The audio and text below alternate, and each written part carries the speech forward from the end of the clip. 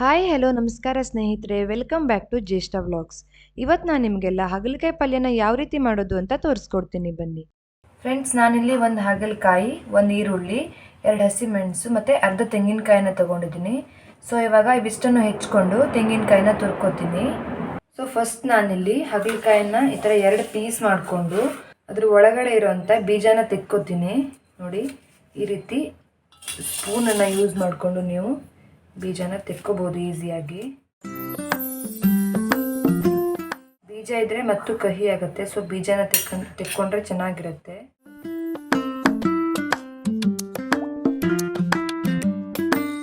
ನೋಡಿ, ಇವಾಗ ಈ ರೀತಿ ಕಾಣಿಸುತ್ತೆ. ಇವಾಗ ಅದನ್ನು ವಾಶ್ ಮಾಡಿಕೊಂಡು ಹೆಚ್ಕೊಳ್ಳೋಣ. ಹಾಗಲಕಾಯಿನ ಆದಷ್ಟು ಚಿಕ್ಕದಾಗಿ ಹೆಚ್ಕೊಳ್ಳಿ, ಅಂದರೆ ಹುರಿಯೋಕ್ಕೆ ಚೆನ್ನಾಗಿರುತ್ತೆ.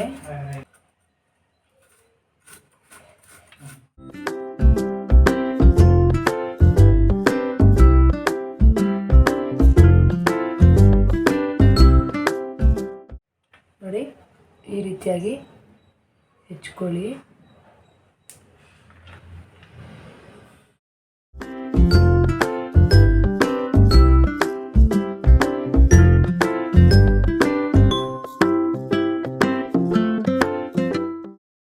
ನೋಡಿ, ಇವಾಗ ಹಾಗಲಕಾಯಿನ ಹೆಚ್ಕೊಂಡಾಗಿದೆ.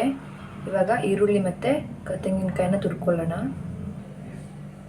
ಈರುಳ್ಳಿಯನ್ನು ಸ್ವಲ್ಪ ಚಿಕ್ಕದಾಗಿ ಹೆಚ್ಕೋಬೇಕು, ಅಂದರೆ ಚೆನ್ನಾಗಿರುತ್ತೆ. ನಾವು ಹಾಗಲಕಾಯಿನೂ ಚಿಕ್ಕದಾಗಿ ಹೆಚ್ಕೊಂಡಿದ್ದೀವಲ್ವಾ, ಸೊ ಈರುಳ್ಳಿಯನ್ನು ಚಿಕ್ಕದಾಗಿ ಹೆಚ್ಕೊಳ್ಳೋಣ.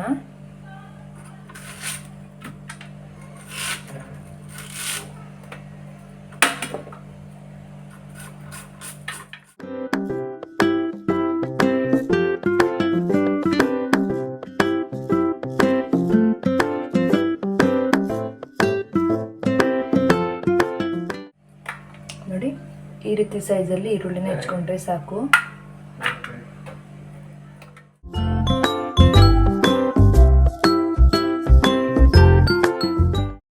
ಬನ್ನಿ ಇವಾಗ ತೆಂಗಿನಕಾಯಿನ ತುರ್ಕೊಳ್ಳೋಣ.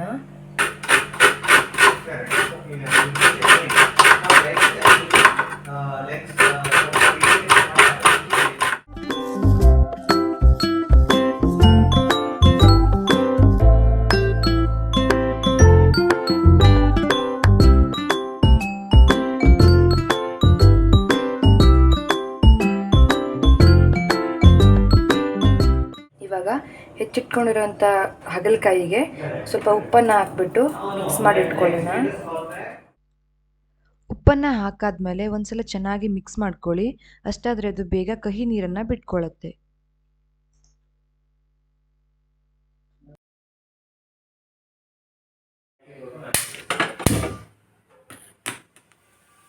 ಇವಾಗ ಒಂದು ಬಾಣಲೆನ ಇಟ್ಬಿಟ್ಟು ಅದು ಬಿಸಿ ಬಂದಮೇಲೆ ಅದಕ್ಕೆ ಸ್ವಲ್ಪ ಎಣ್ಣೆನ ಹಾಕ್ಕೊಳ್ಳೋಣ.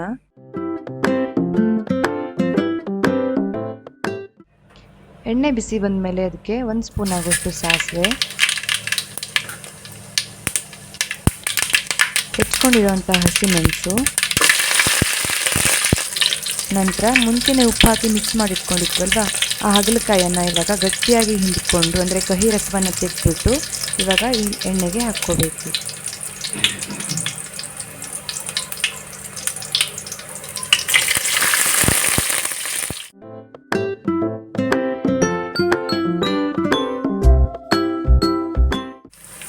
ನೀವೇ ನೋಡ್ಬೋದು ಇಲ್ಲಿ ಎಷ್ಟೊಂದು ಕಹಿ ರಸ ಬಿಟ್ಕೊಂಡಿದೆ ಅಂತ. ನಾವು ಮುಂಚೆನೇ ಉಪ್ಪನ್ನು ಮಿಕ್ಸ್ ಮಾಡಿಕೊಂಡ್ರೆ ನೋಡಿ ಈ ರೀತಿ ಕಹಿ ರಸವನ್ನು ಬಿಟ್ಕೊಳ್ಳುತ್ತೆ ಹಾಗಲಕಾಯಿ.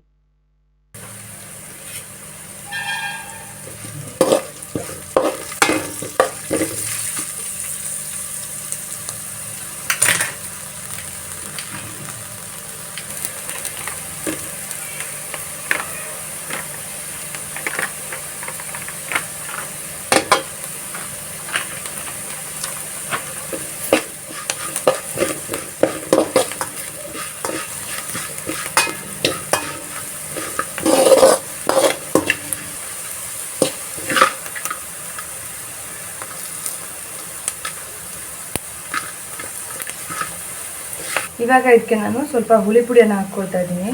ನಿಮ್ಮ ಮನೇಲಿ ಲಿಂಬು ಇತ್ತು ಅಂದರೆ ನೀವು ಲಿಂಬುನೂ ಯೂಸ್ ಮಾಡ್ಕೋಬೋದು. ಇವಾಗ ಅದನ್ನು ಇನ್ನೊಂದ್ಸಲ ಚೆನ್ನಾಗಿ ಮಿಕ್ಸ್ ಮಾಡ್ಕೊಳ್ಳಿ. ಇದು ಆಲ್ಮೋಸ್ಟ್ ಫ್ರೈ ಆಗ್ತಾ ಬಂದಿದೆ, ಇವಾಗ ನೀವು ನೋಡ್ಬೋದು. ಇದು ಫುಲ್ ಫ್ರೈ ಆದಮೇಲೆ ಇದಕ್ಕೆ ನಾವು ಈರುಳ್ಳಿ ಮತ್ತು ಕಾಯಿ ತುರಿಯನ್ನು ಮಿಕ್ಸ್ ಮಾಡ್ಕೊಳ್ಳೋಣ. ಇಲ್ಲಾಂತಂದರೆ ಕಹಿ ಹೋಗಲ್ಲ. ಅದಕ್ಕೆ ಫಸ್ಟ್ ಹಾಗಲಕಾಯನ್ನು ಹಾಕ್ಕೊಂಡ್ಬಿಟ್ಟು ಚೆನ್ನಾಗಿ ಫ್ರೈ ಮಾಡಿ ಆಮೇಲೆ ಈರುಳ್ಳಿ ಮತ್ತು ತೆಂಗಿನಕಾಯನ್ನು ಮಿಕ್ಸ್ ಮಾಡ್ತಿದ್ದೀನಿ. ನೋಡಿ ಇವಾಗ ಇದು ಫ್ರೈ ಆಗಿದೆ. ಇಷ್ಟು ಫ್ರೈ ಆದರೆ ಸಾಕು. ನೀವು ಇನ್ನೂ ಹಸಿ ಇಟ್ಕೋತೀರಾ ಅಂದರೆ ಇಟ್ಕೋಬೋದು. ನಾನಿಲ್ಲಿ ಜಾಸ್ತಿ ಫ್ರೈ ಮಾಡ್ಕೊಂಡಿದ್ದೀನಿ. ಬಿಕಾಸ್ ನನಗೆ ಕಹಿ ಅಷ್ಟೊಂದು ಇಷ್ಟ ಆಗಲ್ಲ. ಅದಕ್ಕೆ ನೀವು ಇಷ್ಟೊಂದು ಫ್ರೈ ಮಾಡಬೇಕು ಅಂತಿಲ್ಲ. ಮುಂಚೆನೇ ಈರುಳ್ಳಿ ಮತ್ತು ಕಾಯಿ ತುರಿನ ಮಿಕ್ಸ್ ಮಾಡ್ಕೋಬೋದು. ಸೊ ಬನ್ನಿ ಇವಾಗ ನಾನು ಕಾಯಿ ತುರಿನ ಮತ್ತು ಈರುಳ್ಳಿನ ಮಿಕ್ಸ್ ಮಾಡ್ಕೊತೀನಿ.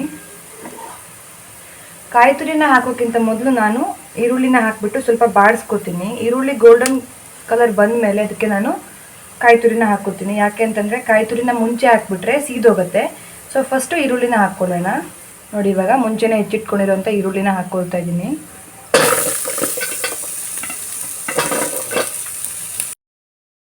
ಈರುಳ್ಳಿನ ಇನ್ನೂ ಚಿಕ್ಕದಾಗಿ ಸಹ ಕಟ್ ಮಾಡ್ಕೋಬೋದು. ನಾನಿಲ್ಲಿ ಸ್ವಲ್ಪ ದೊಡ್ಡದಾಗಿ ಹೆಚ್ಕೊಂಡ್ಬಿಟ್ಟಿದ್ದೀನಿ.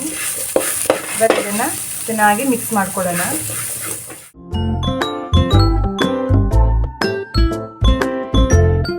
ನಾವು ಎಷ್ಟು ಹಾಗಲಕಾಯಿ ತೊಗೋತೀವಲ್ವ ಅದಕ್ಕಿಂತ ಜಾಸ್ತಿ ಈರುಳ್ಳಿ ಮತ್ತು ಕಾಯಿ ತುರಿನ ತೊಗೋಬೇಕು. ಅಷ್ಟಂದರೆ ಮಾತ್ರ ನಮಗೆ ಕಹಿ ಅಂಶ ಅಷ್ಟೊಂದು ಗೊತ್ತಾಗಲ್ಲ. ಈರುಳ್ಳಿ ಮತ್ತು ಕಾಯಿ ತುರಿಕ್ಕಿಂತ ಜಾಸ್ತಿ ಹಾಗಲಕಾಯಿನೇ ತೊಗೊಂಡ್ರಿ ಅಂತಂದರೆ ನಿಮಗೆ ಕಹಿ ಜಾಸ್ತಿ ಆಗಿಬಿಡುತ್ತೆ. ಅಂದರೆ ಕಹಿ ಇಷ್ಟ ಆಗೋಲ್ಲ ಅನ್ನೋ ಅವರಿಗೆ. ಸೊ ನನಗೆ ಕಹಿ ಇಷ್ಟ ಆಗಲ್ಲ ಅಂತ ನಾನು ಹಾಗಲಕಾಯಿಗಿಂತ ಜಾಸ್ತಿ ಈರುಳ್ಳಿ ಮತ್ತು ಕಾಯಿ ತುರಿನ ಹಾಕ್ಕೊಳ್ತಾ ಇದ್ದೀನಿ. ನೀವು ಜಾಸ್ತಿ ಈರುಳ್ಳಿ ಹಾಕಿದಾಗೆ ನಿಮ್ಮ ಪಲ್ಯ ಜಾಸ್ತಿ ರುಚಿಯನ್ನು ಕೊಡುತ್ತೆ. ಈರುಳ್ಳಿ ಫ್ಲೇವರ್ ಜಾಸ್ತಿ ಬರುತ್ತೆ. ಇದನ್ನು ಇವಾಗ ಈ ರೀತಿ ಫ್ರೈ ಮಾಡ್ಕೊಳ್ಳೋಣ.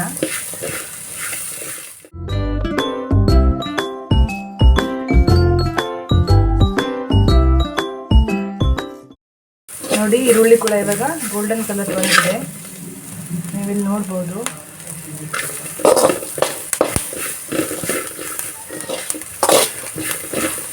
ಇವಾಗ ಇದಕ್ಕೆ ನಾವು ಕಾಯಿ ತುರಿಯನ್ನು ಹಾಕ್ಕೊಳ್ಳೋಣ.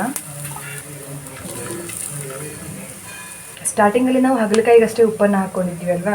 ಸೊ ಇವಾಗ ಕಾಯಿ ತುರಿ ಮತ್ತು ಈರುಳ್ಳಿಗೆ ಬೇಕಾಗುವಷ್ಟು ಸ್ವಲ್ಪ ಉಪ್ಪನ್ನು ಹಾಕ್ಕೊಂಡು ಇದನ್ನು ಇವಾಗ ಚೆನ್ನಾಗಿ ಮಿಕ್ಸ್ ಮಾಡ್ಕೊಳ್ಳೋಣ.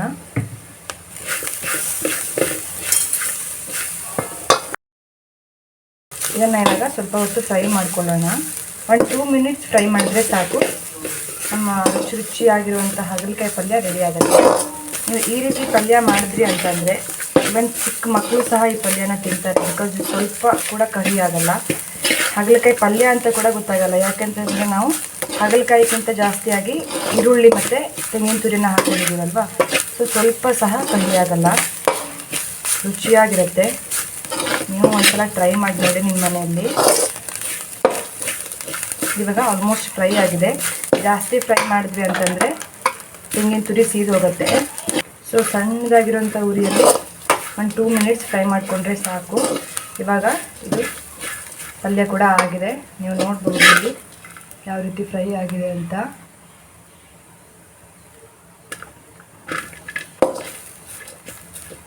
ಸೊ ಇವಾಗ ಗ್ಯಾಸನ್ನು ಆಫ್ ಮಾಡ್ಕೊಳ್ಳೋಣ.